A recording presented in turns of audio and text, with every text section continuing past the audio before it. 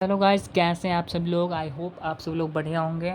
तो जैसा कि हम लोग पहले देखे थे, इंग्लिश का कुछ अभी भी आई क्वेश्चन आया हुआ था, तो उसके बाद द स्टोरी ऑफ इंग्लिश का भी आना ज़रूरी है, क्योंकि एग्ज़ाम जो है वो एग्ज़ाम अब आने वाला भी है। तो मैं एग्ज़ाम के व्यू से वीवीआई क्वेश्चन जो होती है द स्टोरी ऑफ इंग्लिश की, वो मैं लेकर आया हूँ। तो आप ये एग्ज़ाम में पूछता ही पूछता, अगर आप इसको देख लोगे तो इसमें से कुछ ना कुछ आएगा ही आएगा, मैं इतना कह सकता हूँ। तो यही सब आज देखने वाले हैं कि जो फ्यूचर ऑफ इंग्लिश है उसका डिस्कस, फ्यूचर ऑफ इंग्लिश का डिस्कस पूछ देता है। Write a notes on Indian English पे, इंडियन इंग्लिश पे लिखने के लिए दे दिया जाता है। Briefly discuss the difference between short story और नोवेल पे लिखने के लिए दे दिया जाता है। Write the names of some modern English, इस पे लिखने के लिए दे दिया जाता है। मतलब मॉडर्न इंग्लिश के बारे में क्या है नहीं है वो बताइए। ड्रामेटिक एलिमेंट्स पूछता है। Write a name of dramatic elements, जो मतलब वीवीआई क्वेश्चन है उसको मैं मतलब अलग से लिख कर आपको बता रहा हूँ आज। तो एनी 5 इंग्लिश पोएट नेम्स पूछता है। बुक्स जो लिखे थे शेक्सपियर, इसमें से क्वेश्चन पूछता ही पूछता है कि जो बुक्स लिखे हुए थे कौन लिखे थे।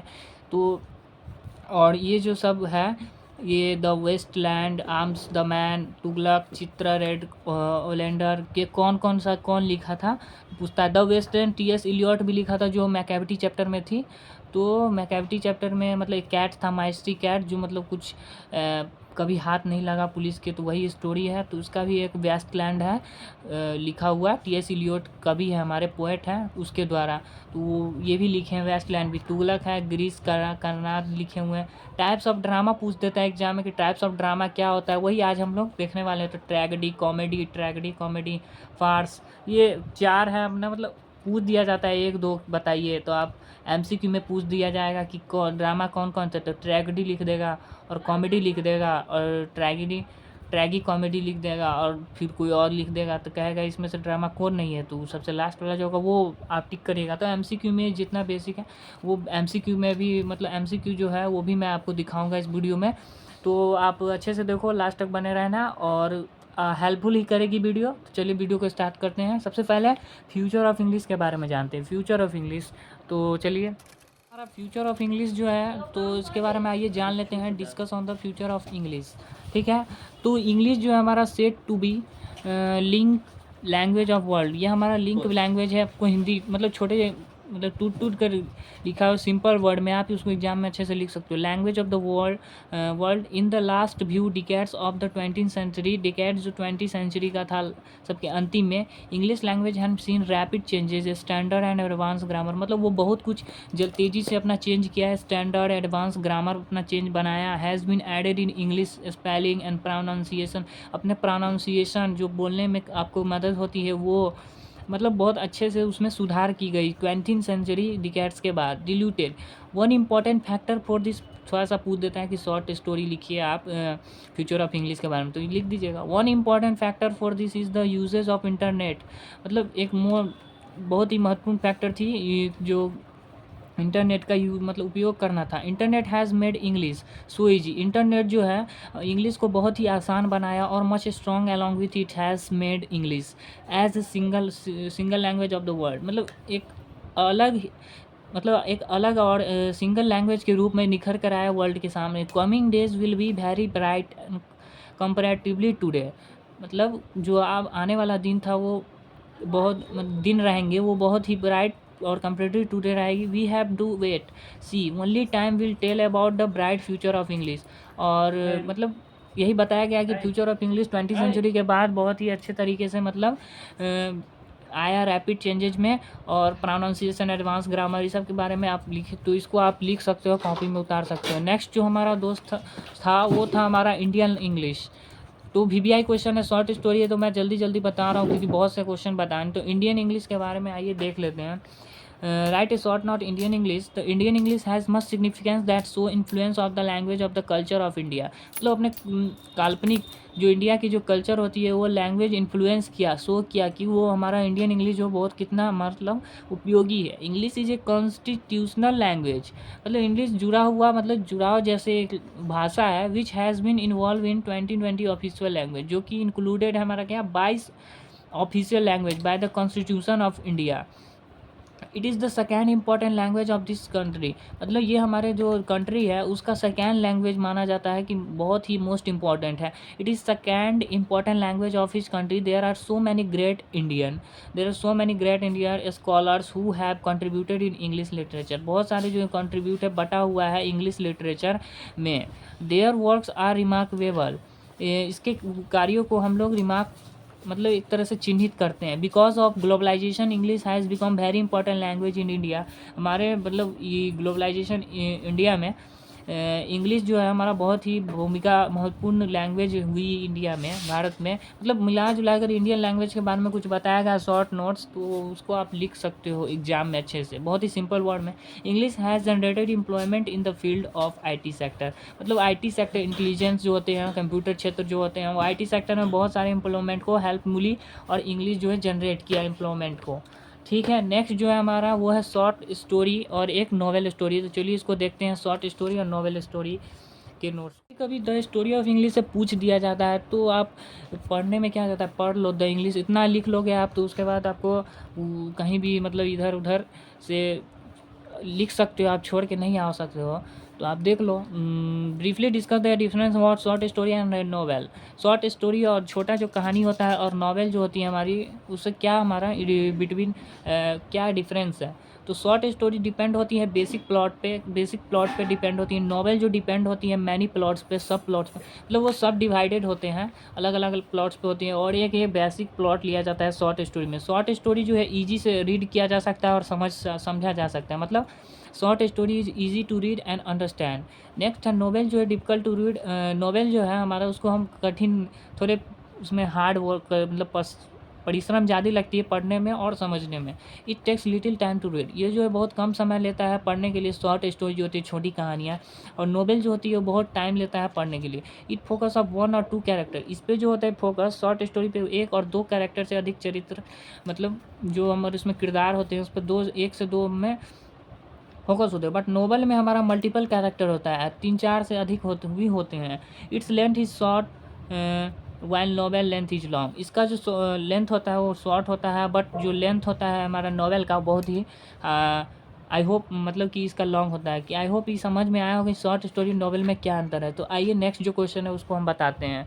तो आपका नेक्स्ट जो क्वेश्चन है, write in name of dramatic elements. तो चलिए इसको ड्रामेटिक एलिमेंट्स के बारे में डायलेक्ट ऑफ जो मिडिल इंग्लिश पीरियड होते हैं उसमें there are 4 dialect of the middle English होते हैं। साउथर्न डायलेक्ट और northern dialect and earth midland dialect, west midland dialect. तो पूछा जाएगा कि 4 गो डायलेक्ट बता दीजिए मिडिल इंग्लिश का। तो shorthand, northern, east, midland, west. मतलब एक ट्रिक है कि साउथ नॉर्थ ईस्ट वेस्ट होता ही है, और ईस्ट वेस्ट में बस मिडलैंड लगा देना, डायलेक्ट तो रहता ही है, बस यही हो गया।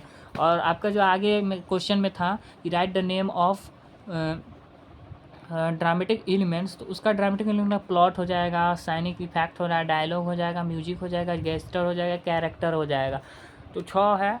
आप जो जितना पूछेगा उतना आप लिख दीजिए। तो right the name of dramatic elements, तो वो हो गया। आइए नेक्स्ट जो क्वेश्चन है वो जानते हैं हमारा, any 5 English poet names.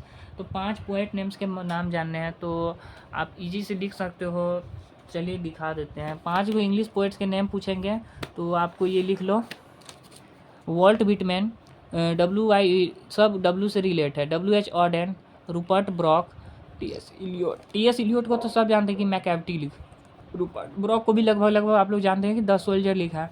WH Odean को भी जानते हैं, now the leaves are falling fast लिखा है। WY येट्स, ये जो है बाइजेंटम, ये मतलब लिखा गया था, इसका एक वर्क है कि ये काम इन्होंने ये लिखे हैं, पोइट ने इस कविता को लिखा है। वर्ल्ड विटमैन ने तो सॉन्ग ऑफ माई सेल्फ है, ये तो फर्स्ट ही चैप्टर पोएम का।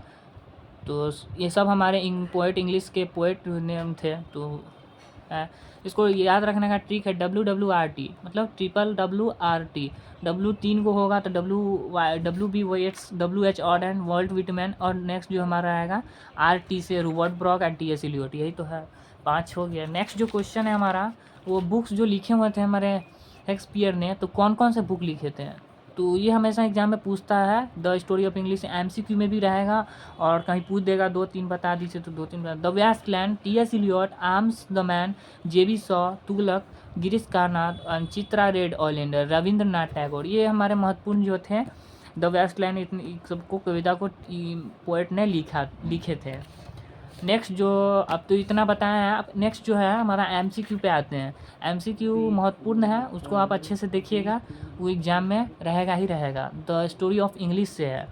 तो जितने भी हम एमसीक्यू बताएं और क्वेश्चन बताएं ये सब वीवीआई में आते हैं, तो आपको हम बताएं हैं तो आप अच्छे से इसको रिटेन कर सकते हो, लर्न कर सकते हो, समझ सकते हो, बहुत ही ईजी वे में लिखा हुआ है। तो आइए अब हम एमसीक्यू को बताते हैं। बोले हुए थे कि हम आपको एमसीक्यू में ये स्टोरी ऑफ इंग्लिश से पूछ देगा, तो वो सब इसमें मिलेंगे आपको। देखिए, the word drama has come from a word, मतलब वर्ड ड्रामा जो था वो कहाँ से आया था, तो ग्रीक वर्ड है, ग्रीक से आया था। द वन, तो फर्स्ट का ग्रीक हो जाए, the one who writes a drama play is called a, जो लिखता है ड्रामा को और मतलब उसको खेलता है तो क्या कहता है, ड्रामाटिस्ट, प्ले राइट। आउट ए ड्रामेटिक एलिमेंट, मतलब इसमें से ड्रामेटिक कौन है, कंप्लीशन। ड्रामेटिक जो हमारा बताया गया था कि एलिमेंट्स है ड्रामेटिक एलिमेंट्स, उसमें से कौन नॉट नहीं है, नॉट। तो ड्रामेटिक क्या बताए थे, प्लॉट बताए थे, डायलॉग बताए थे, म्यूजिक। तो आइए देखते हैं वो बोला। तो इसमें से जितने भी है 6, इसमें से है, इसमें क्या नहीं ना है, तो नॉट में कॉम्प्लिकेशन आ जाएगा। नॉट में ड्रामेटिक स्ट्रक्चर, ड्रामेटिक इंस्ट्रक्शन क्या नहीं है, तो गैस्टर। Which of the following is not a type of drama, not a type of drama. The tragedy बताए थे, कॉमेडी बताए थे, ट्रैगो कॉमेडी बताए थे। और क्या बोले थे कि एक अलग दे देगा कि आपको आप लिख लीजिए कौन सा नहीं है, तो sonnet. The earliest drama were in nature, तो रिलीजियस, द सबसे मतलब ईयरली में ड्रामा जो निकल के आया था रिलीजियस, धार्मिक के अथी पे। The most real comedy drama Roister Doister was written in 1550, Nicholas Udall के द्वारा लिखा गया हुआ था। The first English tragedy Gorboduc was written by Thomas Sackville, who of the following is not among university wits. English में romantic drama में शुरुआत करने वाला विलियम, मतलब not among university wits the William Shakespeare, मतलब between which set of date did Shakespeare life, 1564 से लेकर 1616 तक। इसमें बीच में हमारे शेक्सपियर जो थे, वो जो लेखक थे वो जिंदा रहे। मतलब Hamlet, Macbeth, Othello, King Lear, Julius, इसमें से जो आए, ऑस्वियर, Antony and Cleopatra, Midsummer Night Dream are the creation of, ये जितने भी राइटर थे इसके कौन थे, William Shakespeare ji. Hamlet, Macbeth, question पूछ देगा कि मैकबेथ को किसने लिखा था या किंग लियर को किसने लिखा था, जिसमें जो आएगा वो आप लिख दीजिएगा कि William Shakespeare. Wasteland and the cocktail party was written by Maxwell. Wasteland तो बताया था कि वेस्टलैंड लिखे हुए थे, अभी बताया ना Westland.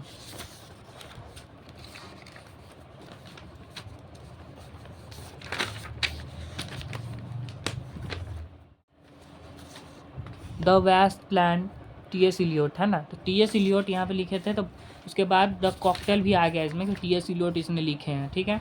Westland and T S. Tughlaq is written by, Tughlaq भी बताया हम इसमें, टुगलक को ग्रीस करनाद ने लिखा, तो ग्रीस करनाद हो जाएगा। Death of Salesman was written by, Death of Salesman को कौन लिखा था, आर्थर मिलर ने। चित्रा वाज रिटन बाय, अब चित्रा को कौन लिखा है, तो आइए देखते हैं। चित्रा को हमारे R.N. रविन्द्रनाथ टैगोर ने लिखा, तो इसमें चित्रा था क्या, चित्रा है ना, Chitra and Red Oleander. Queen Elizabeth जो थे रीनेड विटविन जो थे, सेट ऑफ डेट्स 1558 से 1603, मतलब 1558 से लेकर 1603 तक। एमसीक्यू जो है हमारा मॉडर्न, मतलब जो 1500 से टिल नाउ तक चला है, वो मॉडर्न इंग्लिश के बारे में तो उसके बारे में जानते हैं। तो मॉडर्न इंग्लिश जो हमारा पीरियड है उसका कब स्टार्ट हुआ था, तो AD 1500 टिल तक, मतलब चलते आए। Was modern English single uniform language, yes, मतलब modern English single uniform language था, तो येस। पढ़े थे।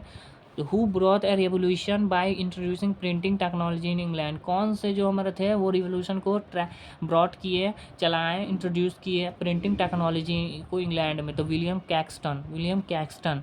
ये हमारा MCQ बहुत ही VVI है, ये पूछता है, ठीक। तो इसको आप देख लीजिएगा। Which event had for reaching effect on modern English, तो रिएनेसेंस। कुछ कौन से इवेंट है जो कि इफेक्ट पा रहा मॉडर्न इंग्लिश पे, तो रिएनेसेंस।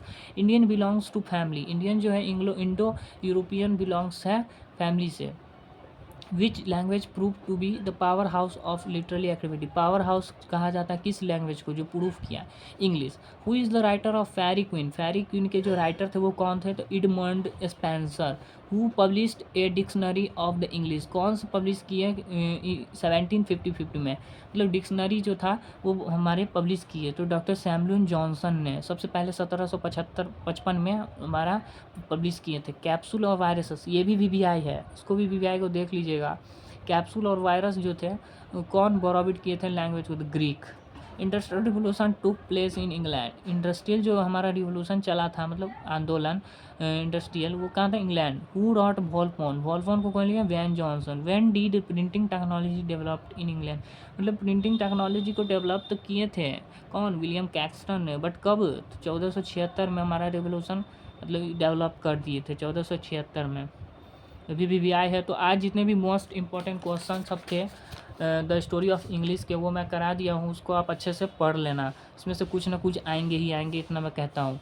और सबके अपना रिटर्न करना चाहो तो अंडरस्टैंड कर सकते हो। और ऐसी वीडियो देखने के लिए लाइक शेयर कमेंट करते रहिए एंड मिलते हैं नेक्स्ट वीडियो में। जय हिंद, जय भारत।